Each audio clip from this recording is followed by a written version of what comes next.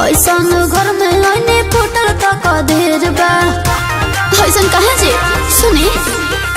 ए हरा दिमाग पौना चिंता फिक्र बा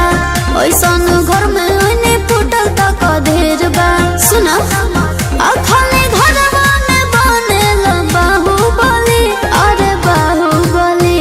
मरद खाली घुमा बजे गली गली तमे हरी के खर्ची कैसे चली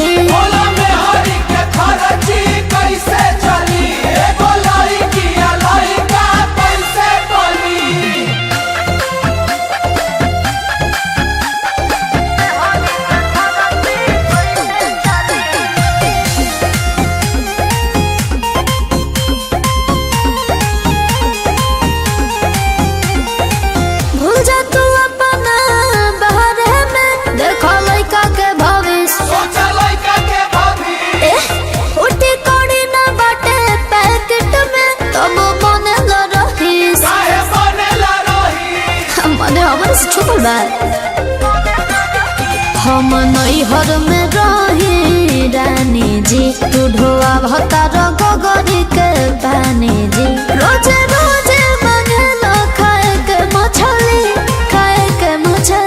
तुम्हारा खाली घुमा बजे गली गली अरे में हरी के खर्ची कैसे चली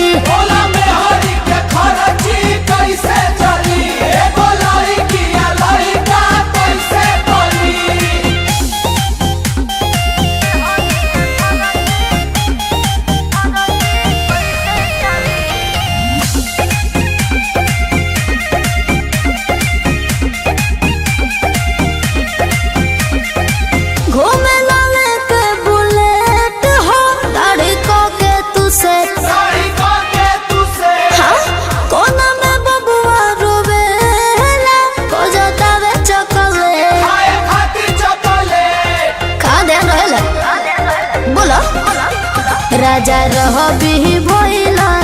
वारा हो अब शिवानी से होई न गुजारा हो तारा चलते हो जाइब कब हम पगली अरे हम पगली मरद खाली घुमा बजे गली गली तमे हरी के खर्ची कैसे चली